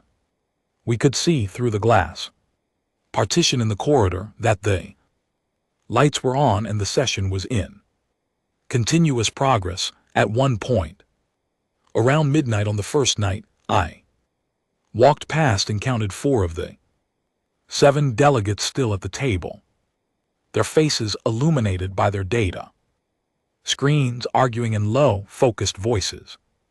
I went back to my quarters and read, on the morning of the second day, Lena Marsh sent a message from the diplomatic science office asking for a status update. I told her the coalition was deliberating. She asked if that was good or bad. I told her I thought it was good, because as if they simply wanted to leave, they would not need 2 days to discuss it. She wrote back, that is either very reassuring or very concerning, and I cannot tell which. I wrote back, correct. Owen and I had breakfast together in the common area. He brought the coffee, I brought data on the mid-ocean ridge system that I had been organizing into a presentable format in case there was another session. He looked at my notes and then looked at me. You are already planning the next briefing, he said. Old habit, I said. Mara, he said, and he said it with a particular tone people use when they want you to stop and actually hear them. Do you know what you want out of this? I thought about it. For them to understand what Earth is. I said, not for them to be afraid of it. Afraid is not useful, I said. Understanding is useful if they understand what the ocean is, what this planet is, then whatever they decide about humanity, they are deciding based on accurate information. That is all I can do, give them accurate information and let them make their own assessment. He nodded slowly, looking at his coffee.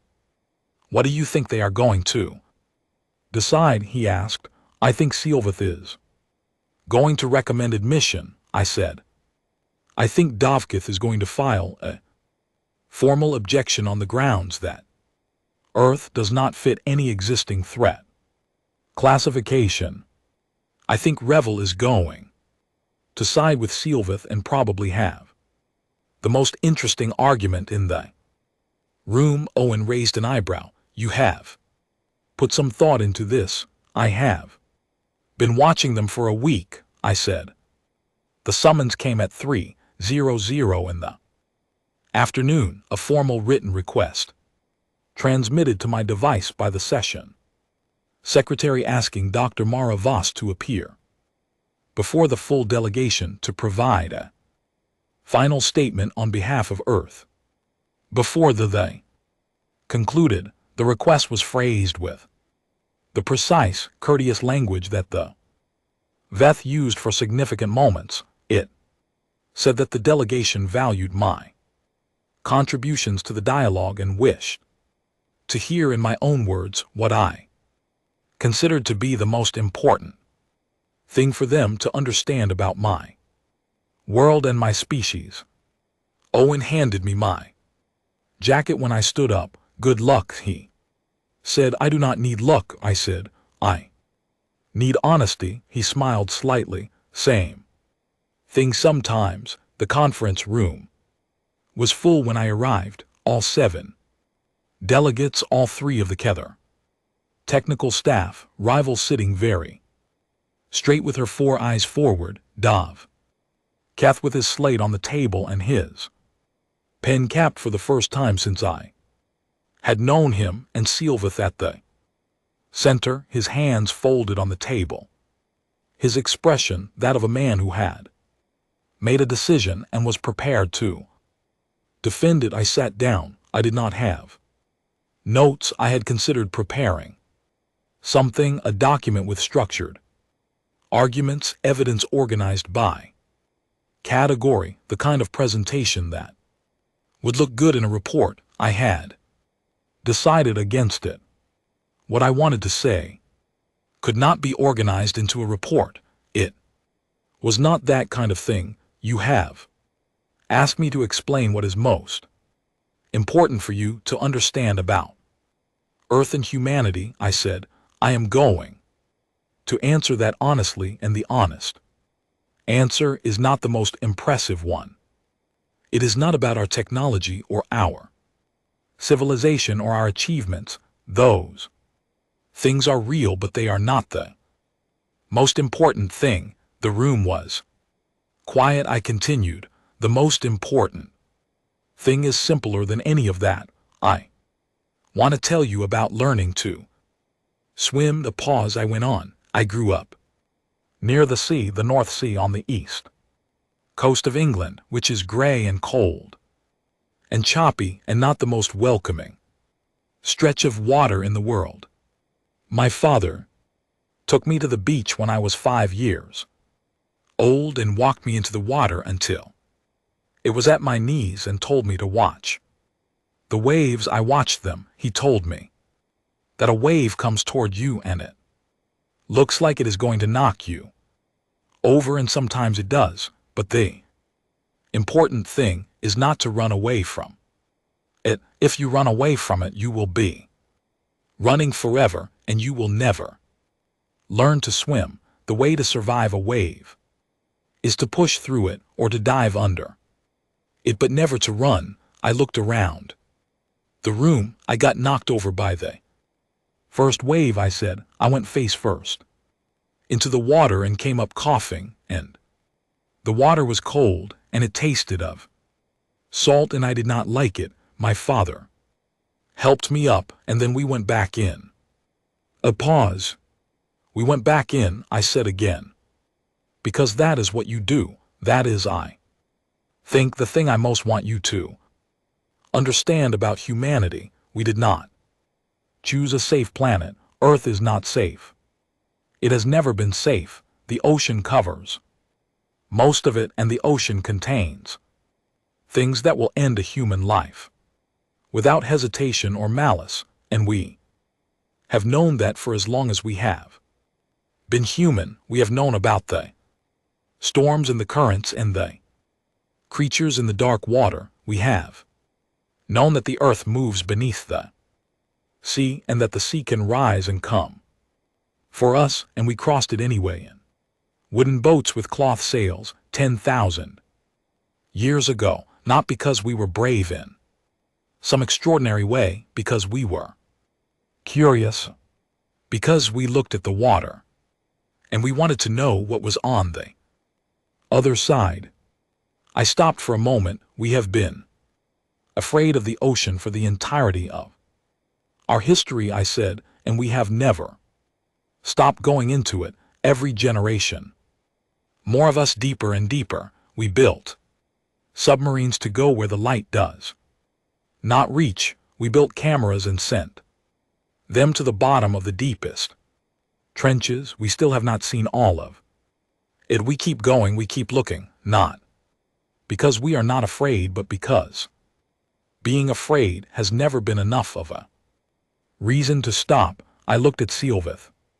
You classified Earth as class meld. I said, I understand why. From orbit at a distance with satellite data, it looks that way. The land is green and temperate, and the cities are organized, and the technology is reasonable for our developmental stage, but 71% of the surface is water, and that water is alive in ways that your classification system did not account for, and the species that evolved on this planet, the one sitting in front of you right now, evolved in relationship with all of it. Not despite it, in relationship with it. The ocean made us what we are, the fear made us what we are, the decision to go back in every time made us what we are. I placed my hands flat on the table. I am not asking you to not be cautious. I said caution is appropriate. Earth is a complicated place and humanity is a complicated species, and we have not always made good decisions. We would be the first to tell you that. But I am asking you, whatever you decide to base it on, an accurate understanding. We are not the gentle species your models predicted. We are also not a threat to you. We are a species that has spent its entire history in honest relationship with something much larger and more powerful than itself, and we have learned from that relationship how to keep going when the wave knocks you down. I stopped. The room was silent. Sealvith looked at me for a long moment, then he looked at his hands, and then he looked up again. I have a question, he said. A personal one, please, I said. The ocean, he said, after all your years studying it, after everything you know about what is in it, do you still go into it? Yes, I said immediately. Are you afraid when you do? I thought about this honestly. Yes, I said, every time. There is a moment when you are in the water and you cannot see the bottom. When you feel it, the size of it, the depth, you feel very small and very temporary, and you understand in your body rather than just your mind that the ocean does not care about you at all. It is not hostile. It is just vast, and you are very small inside it. And then he said, and then I keep swimming, I said. He nodded once. Very slowly, Dovkith uncapped his pen and wrote something. It was the last note I saw him take in that room, and I never found out exactly what it said, though Owen later told me that the formal record of the session described it as a personal observation rather than a technical notation. Rival was looking at me with her 4 eyes, 2 above and 2 below, and her expression was one I had not seen from her before. It was not the careful scientific interest she usually showed. It was something warmer and more direct. I have a request, she said. Of course, I said. If we are admitted, she said carefully, I would like to see the ocean, not from orbit, in person, standing at the edge of it. I would be glad to take you, I said. She nodded and wrote something of her own. The deliberation resumed for another hour. After I left the room, Owen was waiting in the corridor. He had 2 cups of coffee, and he handed one to me. Without speaking, we stood together and drank our coffee in the corridor outside the sealed conference wing and listened to the sound of 7 species arguing quietly about one blue planet. Decision came at 6:00 in the evening. Sealveth delivered it personally in the corridor, standing with his hands behind his back in the posture I had come to associate with him when he was being deliberate. He said that the coalition had voted 7-0 in favor of offering Earth provisional membership in the galactic community. The provisional designation would remain in place for a period of 5 years, during which Earth would participate in cultural and scientific exchange programs while a more complete assessment was completed. He said it formally and precisely, because that was his nature. And then he said in a slightly different voice, the voice he used when he was speaking as himself rather than as a representative. The decisive argument in the end was not technical. There was a great deal of technical discussion. Dovkev provided an excellent analysis of Earth's environmental threat factors, which I recommend be added to the coalition standard briefing documents, but the deciding factor was something Rival said.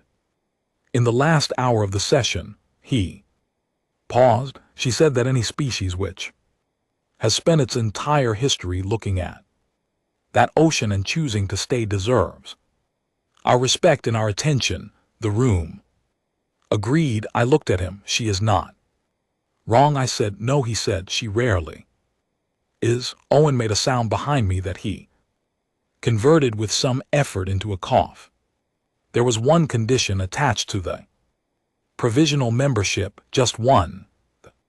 Veth I and Keth, our delegates, wished, if possible, to participate in an educational program covering Earth's ocean environment. They wanted to understand it properly, and they wanted, where practical, to observe it directly.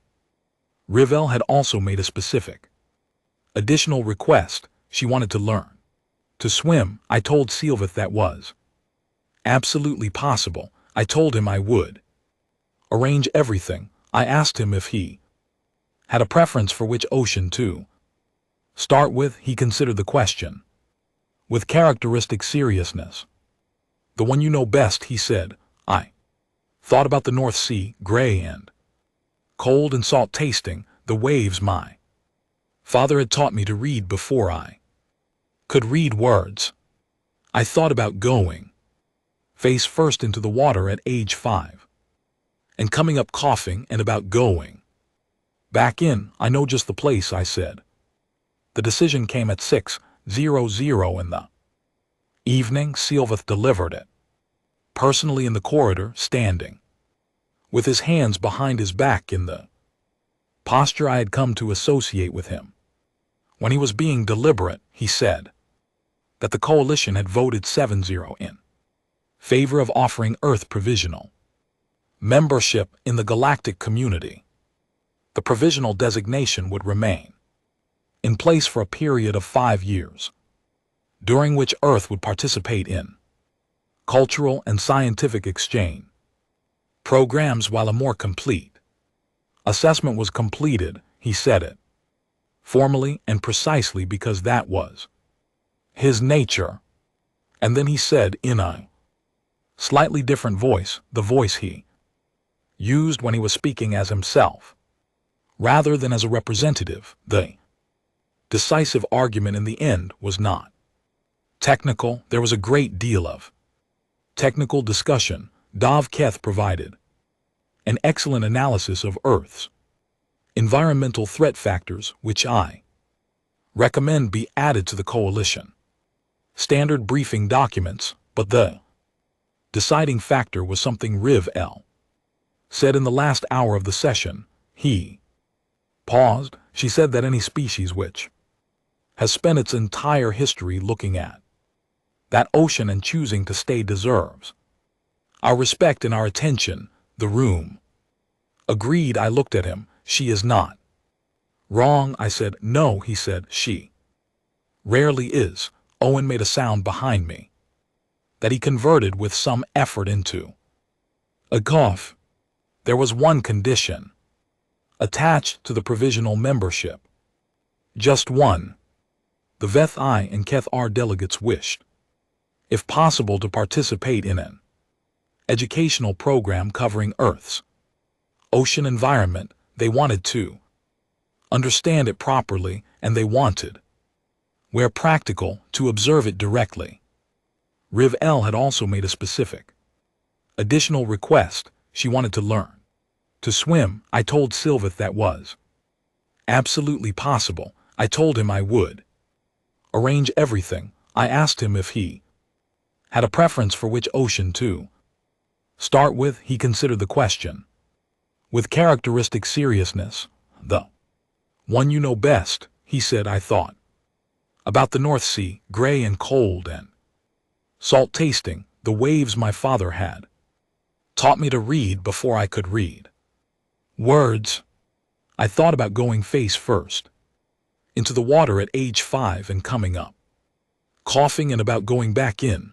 I know just the place. I said I sent Lena Marsh the news that evening before I did anything else. Her reply came back within 4 minutes, which told me she had been waiting by her device. It said, 7-0, I need to sit down. Then a second message, 1 minute later. Tell me everything. I wrote back a summary that took me 40 minutes because there was a great deal to cover, and because I wanted to get it right, not just the facts but the texture of it, the way the room had felt in the quiet moments, the way Dov Keth had put his pen down and picked it up and put it down again, the way Riv El had looked at the image of the Atlantic and asked what was at the bottom. Owen knocked on my door at 9 in the evening with a bottle of something he had been saving since before we left Earth, a very good single malt whiskey from a distillery in the Scottish Highlands, which seemed appropriate given the circumstances. We sat by the window and looked at Earth below and drank the whiskey without saying much because there was not much that needed to be said. The planet turned slowly under us, the ocean shining in the light of the moon, and somewhere down there in the cold gray Atlantic, the North Sea was doing what it always did, pushing and pulling at the rocks and the sand and the small boats that moved across its surface, indifferent to everything that had happened in orbit today. Do you think they understand it? Owen asked after a while. No, I said, not yet. You cannot understand the ocean from a briefing. You can only begin to understand it. The real understanding takes time. It takes standing in it. That is why you agreed to the swimming lessons, partly, I said, and partly because Revel asked with the right kind of curiosity, the kind that is not performance. He was quiet for a moment. She is going to be terrified the first time she gets in the water, probably, I said, and then I looked at the ocean below, and then she will get up, I said, and go back in. That is what curious people do. Owen refilled my glass. Outside, a Veth-I survey shuttle moved slowly past the window. A low orbit, its running lights tracing a steady arc against the dark. It was heading toward the Pacific side of Earth, the great basin of the world's largest ocean, passing over water that stretched from pole to pole with nothing to stop it. I thought about what Sioveth had said, not the formal announcement, what he had said afterward in the corridor in his own voice. The decisive argument was not technical. I had prepared for a technical argument. I had spent months before this mission building data sets, organizing footage, preparing briefings on oceanography and marine biology and atmospheric science. All of that had been useful, and I did not regret any of it, but the thing that had actually moved the room was a story about a child in cold water and a father who said go back in. I should not have been surprised by that.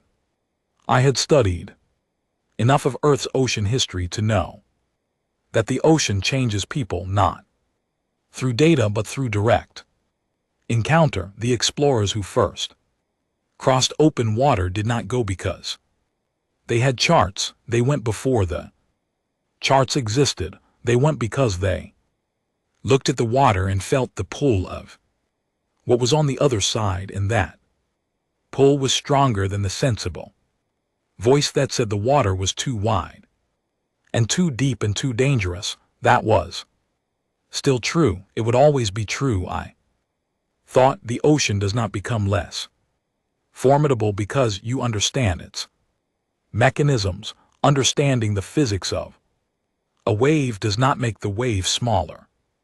It just helps you know where to stand. The next morning I began organizing the surface visit.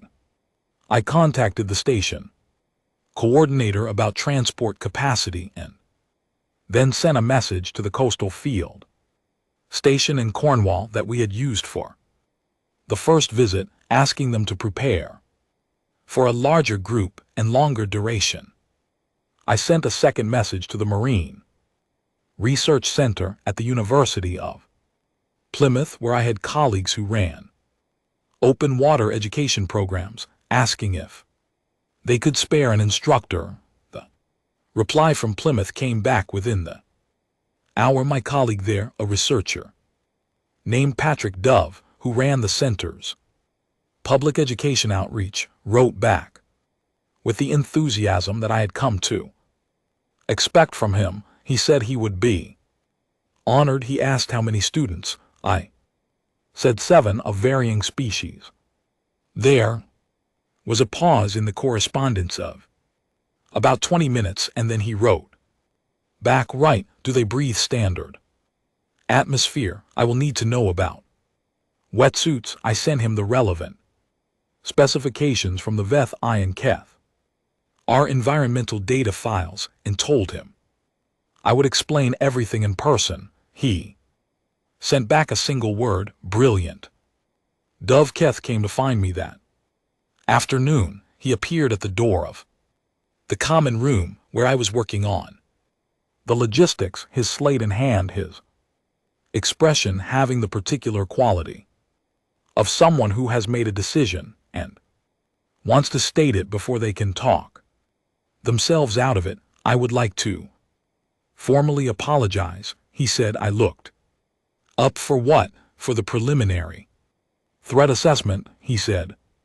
The one I submitted to the coalition before the briefing sessions began. It classified Earth as low concern on the basis of the satellite survey data. It was inaccurate, and I submitted it with more confidence than was justified by the evidence. I considered this for a moment. You did not have the full data, I said. I had the data available to me, and I did not ask the right questions, he said. A standard survey assumes that the surface observation provides adequate information about a planet's biosphere for your planet. That assumption was incorrect. The ocean is not visible as a threat environment. From standard orbital survey, it should be. Would it have changed your recommendation? I asked. If you had known. He thought about it seriously. I do not know, he said honestly. I think I would have asked for more time, more data. The initial response might have been cautious to the point of delay. He paused, which would have been the wrong outcome, but I would not have known that until I had seen more. You revised your report 4 times, I said. 5 in the end, he said. I submitted a final version this morning with a recommendation that the coalition update its standard survey protocols to include subsurface hydrological assessment for any planet with a surface water coverage above 15%. Earth is currently the only known planet that exceeds that threshold significantly, but the protocol change is warranted.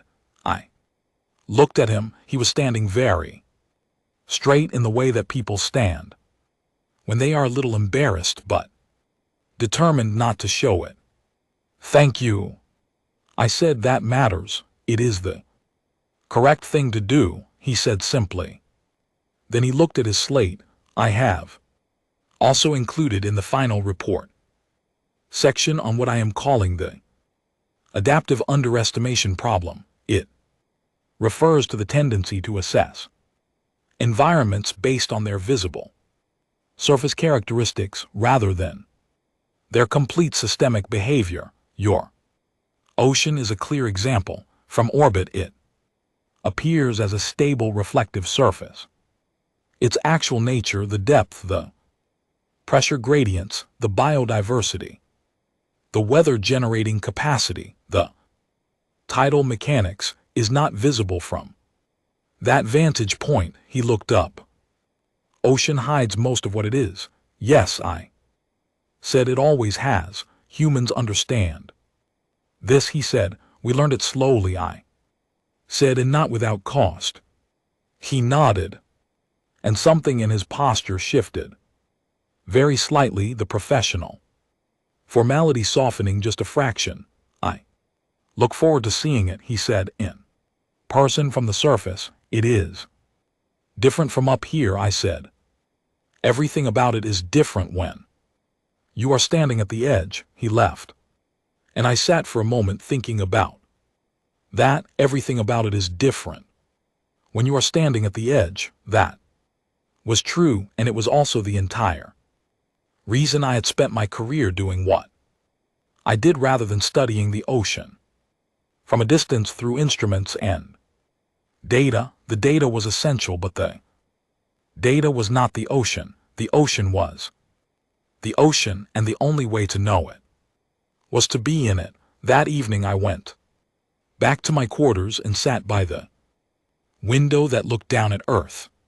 The planet turned below me, the blue of it enormous and alive, the clouds moving in patterns shaped by the ocean beneath them, the Terminator line creeping across the Pacific as night moved west. Somewhere below, Cyclone Marcus was dissipating over cooler water, its energy returning to the ocean, the sky behind it already clearing. I looked at the water for a long time. There is a thing that happens when you study the ocean for long enough. You stop seeing it as a hostile place. You stop seeing it as a safe place, either. You start seeing it as it is, honest. The ocean does not pretend.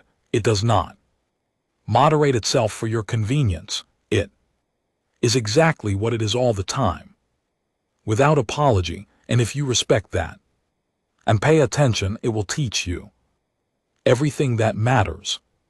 I had tried to show the delegation that in a week of briefings and storm watches and footage of creatures that lived in pressure that would reduce a spacecraft to a flattened shell, I had tried to show them not that Earth was dangerous, though it was not, that we were brave, though I hoped we were, but that we were honest, that we had always known what we were dealing with, and we had dealt with it not by conquering it or eliminating it, but by living alongside it, studying it, respecting it, and going back into the water every time it knocked us over. That was the thing I had wanted them to understand. I pressed my palm flat against the cold surface of the window and looked at the ocean below. Tomorrow I would start making arrangements. A coastal location, somewhere with real weather and honest waves and the smell of salt and the sound of something enormous breathing, somewhere that would show Revel and Dove Keth and all the rest of them what it actually felt like to stand at the edge of the largest thing on Earth and know in your body, rather than just your mind, that the world is bigger and older and stranger than any model can contain. Somewhere that would show them, in other words, what it felt like to be home. The ocean turned slowly below me in the blue light of space. It did not care about any of this, of course. It never had. It was going to keep doing what it had always done, moving and building and breaking and feeding and drowning and healing the way it had for 4 billion years before humanity arrived on its shores, and the way it would for 4 billion more. But I cared. And tomorrow, with a little patience and a pair of swimming lessons and a good stretch of Atlantic coastline, I was going to make sure that a few more people in the universe understood exactly why the wave knocks you down. You get up, you go back in. That is the whole story. It always has been.